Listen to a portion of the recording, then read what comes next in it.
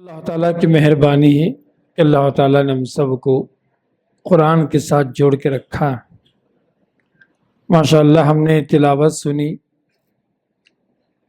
اور الحمدللہ کچھ باتیں سیکھنے کے لیے یہاں پر بیٹھے ہوئے ہیں۔ دعا ہے کہ اللہ تعالیٰ ہمارے سیکھنے اور سکھانے کو اللہ تعالیٰ قبول فرمائے۔ سورہ اعراف میں اللہ تعالیٰ نے کئی انبیاء علیہ السلام کی دعوت، تبلیغ، ان کی محنت، ان کی جد و جہد، قوم سے آنے والی تکلیف، پھر آخر میں نافرمانی کے طور پر اللہ کا عذاب، اللہ تعالیٰ نے تقریباً کئی قوموں کا ذکر فرمایا۔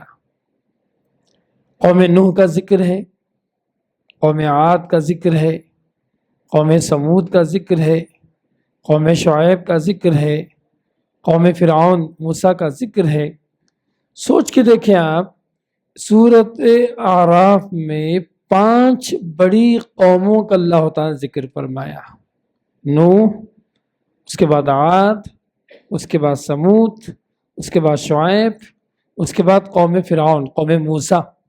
ان 5 بڑی قوموں کا اللہ تعالیٰ نے تذکرہ فرمایا۔ آج میں آپ کے سامنے قوم سمود کا تذکرہ لے کر آیا۔ اس کی وجہ ہے، اس کی وجہ یہ ہے کہ قوم سمود کا اللہ نے زندہ معجزہ دیا قوم کے لیے۔ انہوں نے اس معجزہ کی قدر نہیں کی اور نافرمان بن گئے۔ اللہ کے نافرمانی بھی اتنے حد درم ہو گئے کہ انہوں نے اس اونٹنے کو کاٹ کے ڈال دیا، جس کے بعد اللہ کا عذاب آیا۔ تو آج قوم سمود کی زندگی سے، ان کی قوم کی غلط رویوں سے سبق سیکھنے کے لیے میں نے سوچا کہ آج قوم سمود ہی پر کچھ باتیں انشاءاللہ ہم آپ کے سامنے رکھیں۔ یہ قوم سمود ہے نا، یہ ایسے ہی چھوٹی موٹی قوم نہیں ہے۔ یہ نوح علیہ السلام کی نسل میں سے، سام کی اولاد میں سے یہ قوم تھی۔ نوح کے 2 بیٹے تھے نا، سام، تو سام کی اولاد میں سے یہ قوم تھی۔ اس سے پہلے جو قوم تھی، قوم عاد تھی۔ قوم عاد کو اللہ تعالیٰ نے بہت قوت اور طاقت دیا تھا، ٹھیک ہے، بڑی طاقتور قوم تھی۔ اس کے مقابلے میں یہ جو قوم سمود ہے، یہ قوم سمود اللہ تعالیٰ نے ان کو بلڈنگیں بنانا، کنسٹرکشن بنانا، پہاڑیں کھود کر قلعے بنا کے رہنا، یہ ہنر اللہ تعالیٰ نے قوم سمود کو اللہ تعالیٰ نے دیا تھا۔ وَتَنْحِتُونَ الْجِبَالَ بُيُوتًا، یہ اپنے ناخنوں سے ہے نا تراش تراش کے پہاڑوں کو، چٹانوں کو محل بنا دیا کرتے تھے۔ یہ ہنر اللہ تعالیٰ نے کسی اور قوم کو نہیں دیا۔ اتنی طاقتور، اتنی مضبوط، اتنا جو اسٹرکچر کے حساب سے ان کے پاس اتنی سے بہترین پلاننگ، سبحان اللہ۔ یہ قوم اتنی بڑی تھی، اللہ تعالیٰ نے انہی میں سے ایک نیک انسان کو، حضرت صالح علیہ السلام کو نبی بنا کر بھیجا۔ انہوں نے توحید کی دعوت دی، شرک سے روکا۔ یہ لوگ ماننے تیار نہیں تھے، بار بار معجزہ طلب کر رہے تھے، اور معجزہ بھی ایسا ویسا نہیں۔ انہوں نے اپنے مرضی کا معجزہ چنا۔ دیکھو، معجزہ 2 طریقے سے ہو سکتا ہے، اللہ تعالیٰ جو بتا دے ہے نا، لیکن ایسا نہیں۔ انہوں نے کہا ایک چٹان، وہ چٹان مثال کے طور پر دور وہ چٹان ہو، وہ چٹان پھٹنا لوگوں کے سامنے، وہ چٹان پھٹے، اور ایک حاملہ اونٹنی اس چٹان کے اندر سے نکل کر آئے۔ نکل کر آنے کے بعد وہ جو ہے اپنے بچے کو ہم سب کے سامنے جنم دے۔ سوچ کے دیکھو، یہ انسان کی بس کی بات تو نہیں۔ اس زمانے میں کوئی ایسا ہنر نہیں تھا، کوئی ایسا لیزر گن وغیرہ نہیں تھا کہ جو ہے آدمی لیزر گن چلا کے جو پہاڑوں کو، چٹانوں کو جو ہے توڑ دے، ہے ہی نہیں اس زمانے میں، ٹھیک ہے۔ Point number 1۔ پوائنٹ نمبر 2، اچھا اگر اونٹی نکالنا ہو، وہ بھی زندہ اونٹی نکالنا، یہ دوسری ناممکن بات ہے۔ تیسری بات یہ کہ وہ اونٹنی حمل کی حالت میں وہ بھی زندہ ہو پہاڑ کے اندر، چٹان کے اندر، یہ بھی ناممکن بات ہے۔ چوتھی بات ہے کہ وہ اونٹنی جب باہر آ جائے اور بچے کو جنم دے، سمجھ لیں آپ، یہ بھی ناممکن ہے۔ 4، پانچویں بات یہ، وہ اونٹنی ایسی تھی کہ اس کا دودھ ہے نا پورے گاؤں والے پی لیا کرتے تھے، اتنا ماشاء اللہ۔ اور اسی طریقے سے پانچویں بات، یہ ناممکن بات، یہ عام اونٹنی نہیں ہو سکتی۔ چھٹی بات یہ کہ اس اونٹنی کی خوبی یہ تھی کہ ایک دن میں سمجھ رہے آپ پورے گاؤں والوں کا پانی پی لیتی تھی۔ اب سوچ کے دیکھیں، 6 باتیں ایسی تھی اس اونٹنی کی خوبی کے اندر، معجزہ کے طور پر انسان کی ہدایت کے لیے، سمجھنے کے لیے، اپنے آپ کو بنانے کے لیے، اللہ کی طرف پلٹنے کے لیے یہ 6 باتیں کافی تھی۔ جب آنکھوں میں پٹی پڑ جائے اور نافرمان لیڈر مل جائے، ہٹ ڈرم لیڈر مل جائے، وہ قوم کبھی ترقی نہیں کرتی۔ کچھ لوگ کیا کریں، معجزہ کو دیکھ کر، ہاؤ یہ سب انسان کی بس کی بات تو نہیں ہے، ہمیں ایمان قبول کر لینا چاہیے، دل میں آیا، سوچے، لیکن کیا کریں، ارے وہ اتنا بڑا آدمی ایمان قبول نہیں کرا، میں کیوں کروں؟ ان گمراہ لیڈروں کو دیکھ کر خود گمراہ ہو گئے۔ سبحان اللہ۔ چلیے آیتیں پڑھ کے اس کا ترجمہ سناتا ہوں۔ اللہ تعالیٰ فرماتا ہے، سمجھ رہے ہیں آپ، وَإِلَىٰ ثَمُودَ أَخَاهُمْ صَالِحًا، ہم نے قوم سمود کی طرف جو ہے، عاد کو جو ہے ہم نے کیا کیا، ہم نے سمود کی طرف ان کے بھائی صالح علیہ السلام کو بھیجا۔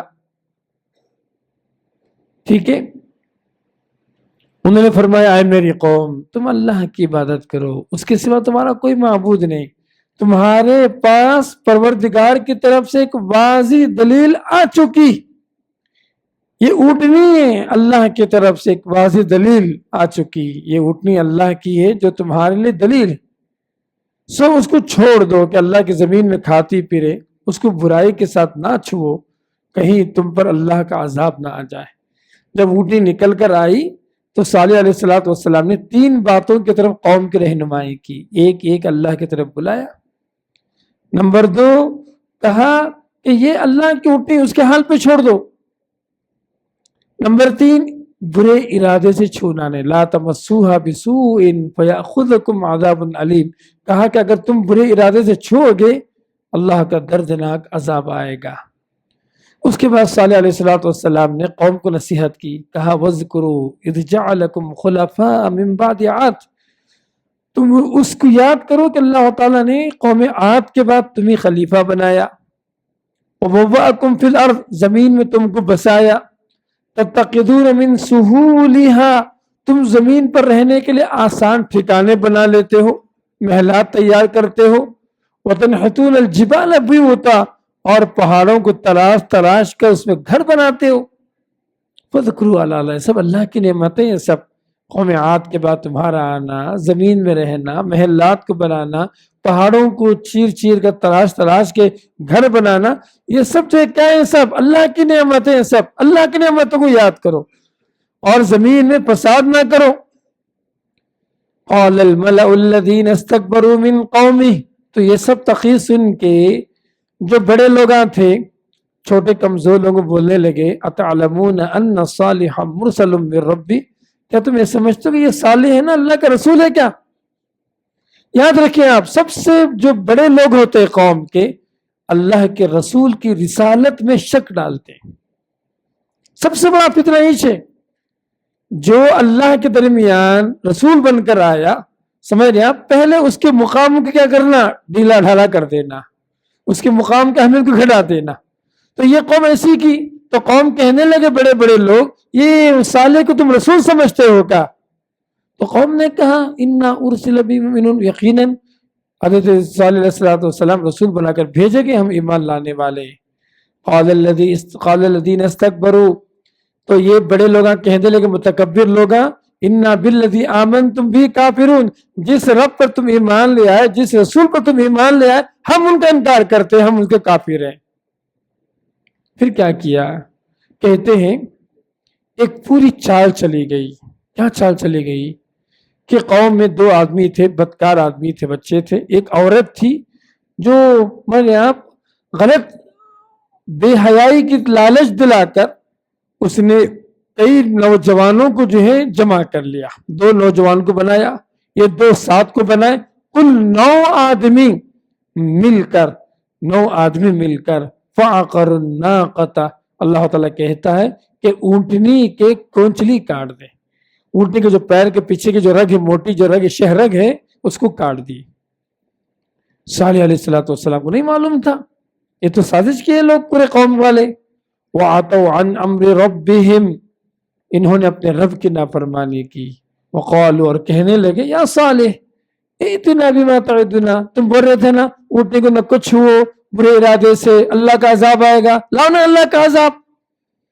دیکھیے آپ، جب قوم کے اندر ہٹ ڈرمی آ جاتی ہے، اس کے جملے، اس کی بات ایک ایسی ہوتی ہے۔ دیکھیے آپ، تو صلی اللہ علیہ وسلم نے کہا 3 دن تم کو موقع ہے، 3 دن، آج سے 3 دن۔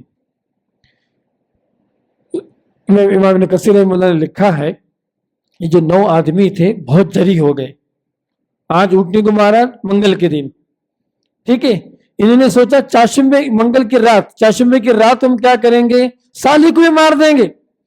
اور صالح علیہ السلام کا گھر بتایا جاتا ہے کہ پہاڑ کے اوپر تھا، یہ چڑھے، اللہ تعالیٰ نے ایک بڑا سا چٹان اوپر سے گرا دیا، ان 9 کے نک وہیں کچل کے مار دیے گئے آن دی اسپاٹ، اللہ عذاب دے دیا ان کو۔ پھر کیا ہوا، پہلا دن پورے لوگوں کا چہرہ پیلا پڑ گیا۔ پہلا دن اللہ کا عذاب، 3 دن کی مہلت ملی اللہ کی طرف سے، پہلا دن پورے لوگوں کا چہرہ پیلا پڑ گیا۔ نمبر 2، دوسرے دن، سمجھ رہے آپ، یہ منگل کا دن، یہ چاشمبے کے دن تھا۔ جمعرات کے دن کیا ہوا، جمعرات کے دن پورے لوگوں کا چہرے ہے نا، سمجھ رہے آپ، بالکل لال پڑ گیا، اللہ کے عذاب کی صورت تھی یہ سب۔ پھر اس کے بعد والا دن پورے لوگوں کے چہرے سیاہ سیاہ کالے پڑ گئے۔ پھر اس کے بعد جو صبح آئی، آسمان نکلا، آسمان سے اتنی زور کی آواز آئی، سب کے کلیجے پھٹ گئے۔ ہم جانتے ہیں آپ، ساؤنڈ جو وائبریشن ہے، ان کے ساؤنڈ اتنی زبردست چیخ آئی، فَأَخَذَتْهُمُ الرَّجْفَةُ، اللہ نے کہا فَأَصْبَحُوا فِي دَارِهِمْ جَاثِمِينَ۔ دوسری آیت میں کہا کہ اتنی زبردست آواز آئی، سب کے سب مردے کے مردے پڑ گئے۔ یہ ایٹم بم کا جو ہے ریڈیشن سے ہی جو کیا ہوتا ہے، سب دھماکہ ہوتا ہے نا، تو ساؤنڈ سے ہی جو ہے بہت بڑا دھماکہ ہوتا ہے، جو لوگ سائنس پڑھے سب جانتے ہیں سب۔ تو اللہ تعالیٰ نے کہا سب کے سب مرے کے مرے پڑ گئے۔ کہتے ہیں سبحان اللہ، دیکھیں آپ، جب اللہ تعالیٰ کسی کے عذاب کا فیصلہ کر لینا، وہ آدمی بچ نہیں سکتا، کوئی بھی رہنے دو۔ قوم سمود میں 2 واقعات پیش آئے۔ ایک آدمی تھا پیر کٹا ہوا، چلنے نہیں آتا تھا، کافی دن سے پیرالائز تھا، چلنے پھرنے کی طاقت نہیں تھی۔ جیسے اللہ کا عذاب آیا، اس کے اندر اس کے پیروں میں طاقت آ گئی، وہ دوڑا دوڑا دوڑا بازو گاؤں کو گیا، جا کے بولا وہ فلاں علاقے میں اللہ کا عذاب آیا، زبردست آواز آئی، سب کے سب مر گئے، پانی پلاؤ۔ بولا، لوگ پانی لا کے دیے پینے کے لیے، پانی پیتا رہا، وہی مر گیا۔ یہ پہلا واقعہ ہوا۔ دوسرا ایک آدمی تھا، ابن دغال کچھ نام ہے اس کا، وہ اس وقت جو قوم سمود پر عذاب آیا، وہ مکہ گیا ہوا تھا، حرم میں تھا۔ جب تک وہ حرم میں تھا سیف تھا، جیسے ہی حرم سے نکلا میرے اس کی موت آ گئی۔ جیسے حرم سے، تو کیا بتانا چاہ رہا، جب اللہ نے کسی کے لیے کچھ فیصلہ کر دیا، کوئی مائے کا لال ایسا نہیں دنیا کے اندر اللہ کے عذاب سے بچ جائے۔ تو کہتے ہیں کہ لوگ اس کو وہی دفنا دی، کہاں پر، مکہ اور قوم سمود کے درمیان کے علاقے میں، حرم کے بعد جیسے ہی نکلا تو میرے یہاں وہیں پہ اللہ تعالیٰ نے جو دفنا دی اس کو، اللہ کا عذاب آیا۔ اللہ کے رسول صلی اللہ علیہ وسلم تبوک کے راستے جب گزرے، اس کے آدمی کے قبر کے پاس سے گزرے، ابن دغال کے قبر کے پاس سے گئے، اور نبی نے بات بتائی، یہ قوم سمود کا آدمی تھا، اللہ کا عذاب آیا، یہ حرم میں تھا، اللہ کا عذاب نے جیسے حرم سے باہر نکلا، اللہ کا عذاب ہے، لوگ اس کو دفنا دیے، اس کے پاس سونے کی لکڑی بھی ہوگی، بولے اللہ کے رسول، اس کی قبر کے اندر۔ سبحان اللہ، سوچ کے دیکھیں، سمجھنے والی باتیں۔ چلیے اب آتے ہیں اصل موضوع کی طرف۔ اصل موضوع کیا ہے؟ قوم سمود کا سب سے بڑا جرم کیا تھا؟ اللہ کے معجزات کے ساتھ کھلواڑ کرنا۔ مان رہی اس بات کو؟ قوم سمود کا سب سے بڑا جرم یہ تھا، اللہ کے معجزات کے ساتھ انہوں نے کھلواڑ کیا، اللہ کی نشانی کے ساتھ انہوں نے کھلواڑ کیا۔ اللہ تعالیٰ نے ہمارے لیے بھی بہت بڑا معجزہ دیا، قرآن۔ اس زمانے میں اللہ نے اونٹنی دی ان کے لیے، اللہ تعالیٰ نے ہمارے لیے علم، نالج، ہدایت سبحان اللہ، نور، روشنی، چاند کہتے ہیں آپ، کہہ لیں آپ، اللہ تعالیٰ نے اس معجزے کو ہمارے لیے دیا۔ یہی وجہ ہے کہ یہ معجزہ آج تک کوئی ختم نہیں کر سکا اس کو۔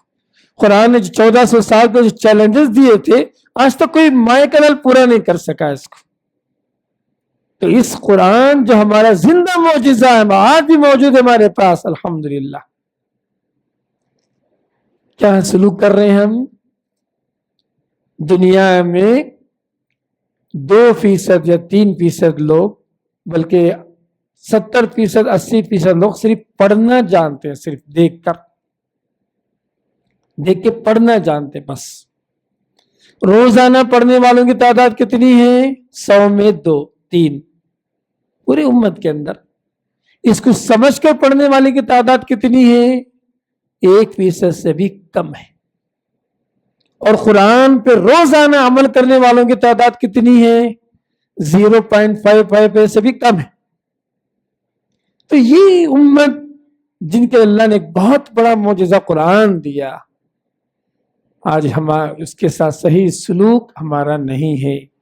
ایمان ہے یہ اللہ کی کتاب پہ یقین ہے، نمبر 1 پڑھ رہے ہیں، 2 نمبر ٹھیک سمجھ نہیں ہے، تدبر نہیں ہے، دعوت نہیں ہے، تو پھر بتائیں کہ یہ امت کیسے ترقی کرے گی، کیسے ہم آگے بڑھیں گے؟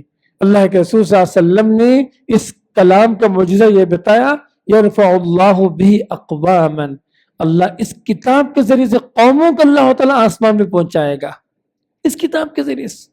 وَيَزَعُ بِهِ آخَرِينَ، اور اسی کتاب کے چھوڑنے والے نافرمان اور جو اس معجزے کی ناقدروں کو اللہ تعالیٰ اسی کتاب کے ذریعے سے ذلیل کرنے والا ہے۔ یہ اللہ کا وعدہ ہے۔ آج آپ اپنے بچوں کو دنیا کی تعلیم دینا چاہ رہے، دنیا بھر کی تعلیم دینا چاہ رہے، کیوں قرآن نہیں پڑھانا چاہ رہے؟ کیوں ایک بڑا مفسر، ایک بڑا محدث، ایک بڑا عالم اس قرآن کو بنانا نہیں چاہ رہے؟ اللہ نے جن کو پیسے دیا وہ تو دینی تعلیم بہت کھل کے کر سکتے ہیں، کیوں؟ جو لوگ مجبور آدمی بیچارے قرآن کی خدمت کر نہیں پا رہے، پڑھ لیے، اب گھر کی ذمہ داریاں ہیں، وسائل ہیں، مسائل ہیں، پریشانیاں، وہ گھر کی ضرورتوں میں لگ جا رہے ہیں۔ جن کو اللہ نے دولت دے رکھا ہے، مالی دولت اللہ نے دے رکھا ہے، ان کو کمانے کی ضرورت نہیں۔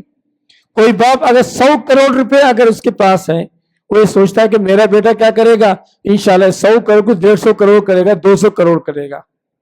اگر سمجھ لے وہ بیٹا کو اللہ نے عالم بنایا، دیندار بنایا، وہ کتنا خرچ کرے گا 100 کروڑ میں سے پوری زندگی میں؟ 20 کروڑ، 50 کروڑ، تو پھر بھی تو پیسے پڑے ہوئے ہیں نا۔ کھل کر آدمی دین کی خدمت کر سکتا ہے۔ آپ بتاؤں آپ کو، نواب صدیق حسن میرے آپ حافظہ رحمہ اللہ، ایسے نواب تھے، سمجھ رہے آپ، جن کے پاس دولت کی ریل پہ اللہ دولت دے، کیا کہ انہوں نے اپنی زندگی میں ہندوستان کا وہ واحد عالم جنہوں نے 500 کتابیں لکھی، 500، کیوں؟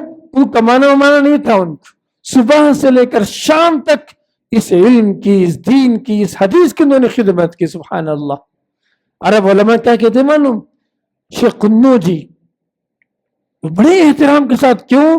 آج سے 150 سال 200 سال پہلے انہوں نے جو کام کیا، سبحان اللہ، آج کے علماء ان کی کتاب سے فائدہ اٹھا رہے ہیں۔ تو ضرورت اس بات کی ہے، جن کو اللہ نے پیسے دیا ہے، دولت دیا ہے، سمجھ دیے، اور آپ اپنے بچوں کو اس قرآن کے خادم بنا کے جائیں، اس قرآن کا اس زندہ معجزہ کے قادم بنا کے جائیں، یقین رکھیں کہ یہ ان کی زندگی بدل کے رکھے گی، آنے والی نسل کے لیے انشاءاللہ یہ جو بچے ہیں نا، سمجھ رہے ہیں آپ، انشاءاللہ ضرور رہنما بنیں گے، ضرور ان کے لیے، سبحان اللہ، اس قوم کے لیے، آنے والی نسل کے لیے ہر لحاظ سے انشاءاللہ جو ترقی دینے کی طاقت ان کے اندر پیدا ہو جائے گی۔ یہی درس تھا۔ اسی مناسبت سے میں نے آج قوم سمود کے ساتھ اس واقعے کو میں بیان کرنا چاہا کہ قوم سمود نے معجزات کے ساتھ کھلواڑ کیا، اللہ کی رحمت سے دور ہو گئے۔ اگر ہم بھی اس قرآن جیسے معجزات کے ساتھ ہم وہ حق نہیں دیں گے جو اس کا حق ہے، یقین رکھیں کہ ہم ترقی نہیں کر سکتے۔ اللہ سے دعا گو ہوں کہ اللہ تعالیٰ بولنے والا مجھے، سننے والا تمام کو اس قرآن کا، اس کلام اللہ کا قادم بنائے، اس کے نشر و اشاعت کرنے والا بنائے، اس کو پڑھنے، سمجھنے، تدبر، غور و فکر کرنے والا اللہ تعالیٰ ہم سب کو بنائے. اقول قولی ھذا استغفر اللہ لی ولکم ولسائر المسلمین وآخر دعوانا الحمد للہ رب العالمین. جزاکم اللہ خیر. السلام علیکم ورحمۃ اللہ وبرکاتہ.